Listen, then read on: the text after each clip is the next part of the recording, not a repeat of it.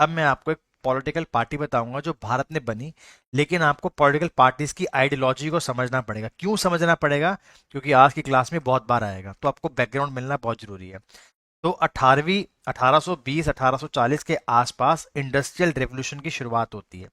इसमें क्या होता है, इंडस्ट्रीज वगैरह लगती है। अब जब इंडस्ट्री लगती है तो जो मजदूर लोग होते हैं वो मेहनत करते हैं, जो मजदूर लोग होते हैं वो मेहनत करते हैं।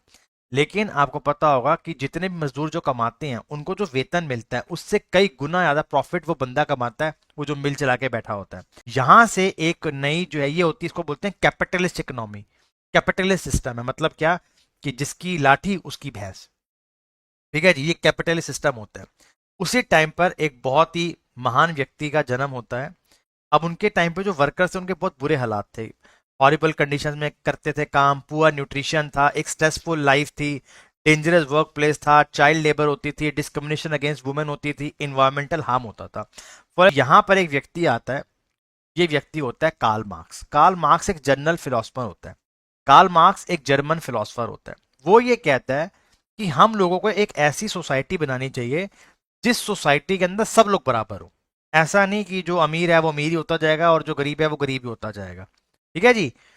यहां से क्या होता है, वो एक बुक लिखता है 1848 के अंदर, जिस बुक का नाम होता है दास कैपिटल। क्या होता है? Das Kapital. इस बुक में वो ये बताता है कि भैया ये जो बैठे हुए हैं ऊपर, ये ऐसे नहीं हटेंगे, रेवोल्यूशन करना पड़ेगा और ये हट जाएंगे वहां से। जैसे उस समय एम्पायर होते थे, आज हम कौन सा एम्पायर पढ़ रहे हैं? British empire. कहीं पे फ्रेंच एम्पायर था, कहीं पे रशियन एम्पायर था, कहीं पे ऑटोमन एम्पायर था। मतलब एम्पायर रूल्स कर रहे थे। और इस व्यक्ति ने किताब लिखी और इसने बोला कि हम लोग अगर रिवोल्ट कर देंगे, इनकी गर्दनें ही काट देंगे, इनको जड़ से उखाड़ देंगे, तो हम अपनी सरकार यहां पर बना सकते हैं। ठीक है जी। और यहां से आता है कम्युनिज्म। कार्ल मार्क्स की जो विचारधारा थी, वहां से क्या निकल कर आया? कम्युनिज्म। और ये देखने को भी मिला 1917 के अंदर, जब रशिया के अंदर रेवोल्यूशन हो गया। रशिया के अंदर पहली बार ऐसा हुआ कि जो राजा था, जो जार था, उसकी सत्ता को उखाड़ दिया, फेंक दिया। और यहाँ पे रशियन रेवोल्यूशन एक सक्सेसफुल एक्सपेरिमेंट रहा। ठीक है जी। जो कार्ल मार्क्स लेके आया, तो रशियन रेवोल्यूशन एक सक्सेसफुल एक्सपेरिमेंट रहा। अब इसी को देखते हुए जो जब लोगों को पता चला, जैसे भगत सिंह को पता चला या बाकी लोगों को पता चला, तो उनको भी समझ में आया कि हाँ, ऐसा भी तो हो सकता है कि अगर हम रिबेलियन कर देंगे तब भी तो ये ब्रिटिश हुकूमत हट जाएगी। जैसे भगत सिंह क्या कहते थे? Down down imperialism. इंपीरियलिज्म का मतलब यही होता है कि जो बड़ी ताकतें हैं वो छोटे लोगों को ग्रो ही नहीं करने देती हैं। ठीक है जी। अब भारत में क्या होता है, एक व्यक्ति होते हैं M N Roy. M N Roy एक पॉलिटिकल पार्टी बनाते हैं जो कि होती है Communist Party of India, that is CPI. ठीक है, ये साल 1925 में बनती है, 1920 तक ये बना के तैयार होते हैं। तो 1925 के अंदर भारत में बनती है Communist Party of India Kanpur के अंदर। ठीक है जी। अभी आपको बताऊंगा कि क्यों मैं आपको उसको डिटेल में लेके गया हूं इतनी ज्यादा। ठीक है, तो एक्ट पढ़ाऊंगा आपको मैं भी। तो ये सीपीआई 1925 के अंदर बनती है, लेकिन जब हमारा चाइना के साथ वॉर होता है तो वो दो धड़ों में टूट जाती है। एक जो चाइना का सपोर्ट करती है और एक जो भारत का सपोर्ट करती है। समझ गए उस टाइम पे? तो सीपीआई 1964 में टूटी है, उससे पहले सीपीआई केवल एक ही पार्टी थी, that is communist Party of India. ठीक है जी। बाद में वो मार्क्सवादी हो गए और कम्युनिस्ट पार्टी ऑफ इंडिया हो गई है। तो कुछ लोग मानते हैं कि ये 1920 में बनी है, कुछ मानते हैं 1925 में। लेकिन जो आपने आंसर देना है वो देना है साल 1925 में बनी है। ठीक है जी। कम्युनिस्ट पार्टी ऑफ इंडिया ये एम एन रॉय ने बनाई थी 1925 के अंदर। ठीक है जी। तो ये 1925 का एक बैकग्राउंड है। इसी के टाइम पीरियड पे घटना हुई थी ये वाली। ठीक है जी। उसके बाद छोटी मोटी चीजें और भी होती हैं, जैसे एक लीग कमीशन बनाया जाता है।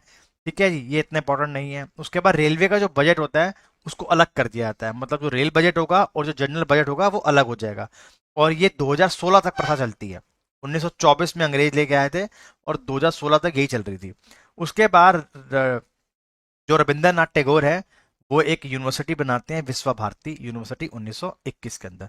तो ये सारे किसके टाइम पीरियड की घटनाएं हैं? ये टाइम पीरियड की घटनाएं हैं लॉर्ड रीडिंग के। समझ में आ रहा है क्या क्या पढ़ा रहा हूं मैं इस समय? अब हम आते हैं अगली एक संस्था के ऊपर। अभी मैंने आपको पढ़ा है कम्युनिस्ट पार्टी ऑफ इंडिया। अगली संस्था है आरएसएस, राष्ट्रीय स्वयं सेवक संघ। आपको पता होगा पिछले 10 सालों से आरएसएस रूल कर रही है भारत के अंदर। ये पूरी दुनिया का सबसे बड़ा एक नॉन गवर्नमेंट ऑर्गेनाइजेशन है, एनजीओ सबसे बड़ा है। लेकिन इस पार्टी को इस साल 100 साल हो जाएंगे, आरएसएस को। आरएसएस जब बनी थी तो उनके जो संस्थापक थे उनको सुनने के लिए सिर्फ 12 बंदे आए थे। लेकिन किसी को ये नहीं पता था कि 100 साल के बाद वो पॉलिटिकल पार्टी कितना बड़ा काम कर सकती है। आरएसएस क्यों बनी, आरएसएस बनने का कारण क्या था, आरएसएस को बैन क्यों करा गया, और आरएसएस आज क्या कर रही है, आपको पता होना बहुत जरूरी है। आप किसी से पूछ लो मुस्लिम से, आरएसएस वाले ऐसे हैं, सिख से पूछ लो आरएसएस वाले ऐसे हैं, दलित से पूछ लो आरएसएस वाले ऐसे हैं, लेकिन एक्चुअली के अंदर आरएसएस की आइडियोलॉजी इससे बहुत ऊपर है। उनकी क्या थॉट प्रोसेस है उनको हम समझते हैं। व्हाट इज राष्ट्रीय स्वयंसेवक संघ, ठीक है जी, ये अब आपको पढ़ाया जाएगा। सबसे पहले हम आपको बताते हैं, एक व्यक्ति होते हैं, उनका नाम होता है केशव बलराम हेगड़े, जिनको डॉक्टर जी कहा जाता है, ठीक है जी। इनका जन्म जो होता है वो होता है 1879 के अंदर, नागपुर के अंदर इनका जन्म होता है। और ये जो है एक बुक के कंटेक्ट में आते हैं, हिंदुत्वा, जो कि साहब वीडी सावरकर के बारे में मैंने आपको पढ़ाया था, हु इज वीडी सावरकर, उसकी क्या थॉट्स थे, उसकी क्या बातें थी, ये इनको बहुत प्रभावित करते थे, ठीक है जी, बहुत प्रभावित करा इनको इनकी बातों ने। उसके बाद वो बाल गंगाधर तिलक को भी बहुत मानते थे। आपको पता है ना लाल बाल पाल कौन थे, लाल बाल पाल एक्सट्रीमिस्ट ग्रुप के थे, गरम दल के नेता थे, और ये इनको भी बहुत मानते थे। इन्हीं के कहने पर इन्होंने ज्वाइन कर लिया क्या, आपका इंडियन नेशनल कांग्रेस, ठीक है जी। लेकिन ऐसा क्या हुआ कि हेगड़े जी ने 1925 में आरएसएस बनाई कमरे में बैठ के। रीजन क्या था उसके पीछे, देखिए, आपको सबसे पहली बात पता होगी कि मुस्लिम लीग की क्यों बनाई गई, मुस्लिम लीग के पीछे कारण क्या था। अब जब खिलाफत 1909 के अंदर मॉर्ले मिंटो रिफॉर्म्स आए, 1919 के अंदर चम्सफोर्ड रिफॉर्म्स आए, और इसके अंदर मुस्लिम्स अपनी बातें बहुत कर रहे थे कि हमें ये करना चाहिए, हमको वो करना चाहिए, वो अपने हितों के लिए लड़ रहे थे। फॉर एग्जाम्पल, मुस्लिम्स अपने हितों के लिए लड़ रहे थे, एंग्लो इंडियंस अपने के लिए लड़ रहे थे, क्रिश्चियंस अपने लिए लड़ रहे थे, सिख्स अपने लिए लड़ रहे थे, सेम गोस्ट विद दलित्स के लिए डॉक्टर भीमराव अम्बेडकर थे। लेकिन इंडियन नेशनल कांग्रेस बेचारी ऐसी फुटबॉल थी, जिसे मुसलमान कहते थे ये हमारी पॉलिटिकल पार्टी नहीं है, हिंदू कहते थे ये हमारी पॉलिटिकल पार्टी नहीं है। तो एक गैप था, एक गैप था, ठीक है जी। अब इनको सबसे बड़ी जो नाराजगी रही वो रही खिलाफत मूवमेंट से, कि खिलाफत मूवमेंट जो है मोहम्मद अली शौकत अली ने क्यों चलाया, क्योंकि जो ऑटोमन एम्पायर है उसकी वो कर दी गई, बेइज्जती कर दी गई। हमारा क्या रोल था उसके अंदर, हम क्यों पार्टिसिपेट कर रहे हैं इसके अंदर, ठीक है जी। फिर नॉन कॉपरेशन आपने मूवमेंट वापस ले लिया। हेगड़े जी ने क्या करा, 1925 के अंदर राष्ट्रीय स्वयंसेवक संघ बना दिया। जब इसको पहली बार बनाया गया था, जब इन्होंने पहली बार भाषण दिया, सिर्फ 12 लोग इनको सुनने के लिए आए थे बस, ठीक है जी, 12 लोग इनको सुनने के लिए आए थे, ठीक है जी। उस दिन विजयदशमी थी, दशहरा था, इसीलिए हर दशहरे को ये अपनी रैली भी निकालते हैं, ठीक है जी। अब क्या होता है, उसके बाद क्या होता है बेटा, ये जो है घूमते हैं, जगह जगह जाते हैं, अपना प्रचार करते हैं, उनको बताते हैं कि हमारी ये पॉलिटिकल पार्टी है, पॉलिटिकल पार्टी कर हमारी एक संस्था है, ये संस्था ये काम करती है, ऐसी आज़ादी मिलेगी देश को। उसके बाद क्या होता है, ये बीएचयू में जाते हैं, बनारस हिंदू यूनिवर्सिटी में जाते हैं, कहते हैं कि मैं यहाँ पे छोटा सा ऑफिस खोल लूँ, कहते खोल लो। वहां पर एक ये व्यक्ति के कंटेक्ट में आते हैं, उनका नाम होता है माधव सदाशिवराव गोवालकर। भाई साहब ये इनकी बहुत पढ़े लिखे थे, ये एमएससी कर रहे थे उस टाइम के अंदर ये, और ये वहां पर प्रोफेसर थे बीएचयू के अंदर। इनको गुरुजी कहा जाता था इसीलिए, ठीक है जी, इनको क्या कहा जाता था, गुरुजी कहा जाता था। ये इनके कांटेक्ट में आते हैं, कौन, हेगड़े साहब जो हैं किसके कांटेक्ट में आते हैं, माधव सदाशिवराव गोवालकर के, ये उसमें आते हैं। अब जब 1940 में इनकी डेथ हो जाती है, तो जो सेकंड जो चेयरमैन बनते हैं आरएसएस के, उनका नाम क्या होता है, माधव शिवराव गोवालकर। जैसे आज कौन है, मोहन भागवत है, इस समय मोहन भागवत जो है प्रेजेंट में है।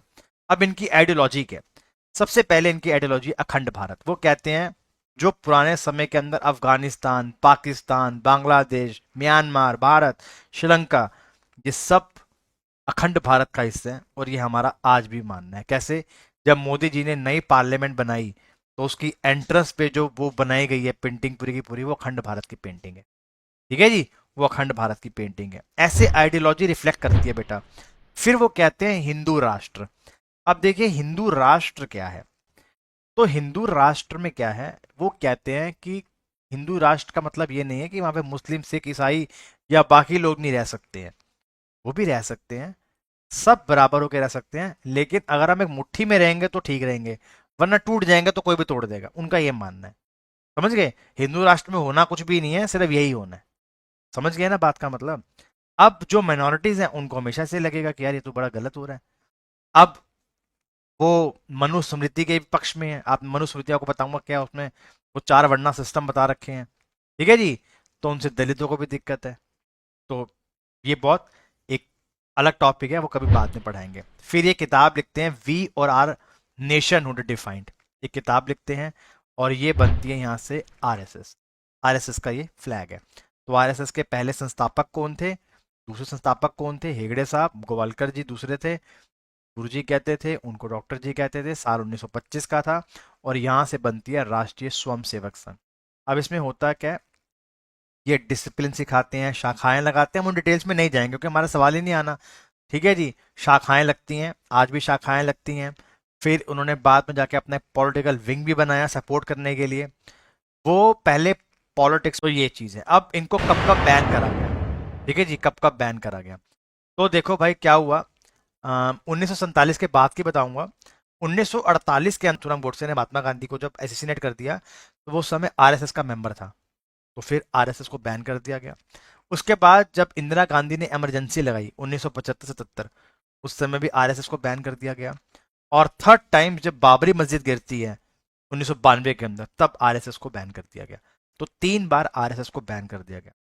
आरएसएस के लगभग 45 से ऊपर ज्यादा विंग्स हैं। बहुत सारे इनके स्कूल हैं, अस्पताल हैं, कॉलेजेस हैं। पूरी दुनिया के अंदर ये संस्था इस समय फैली हुई है, ठीक है जी।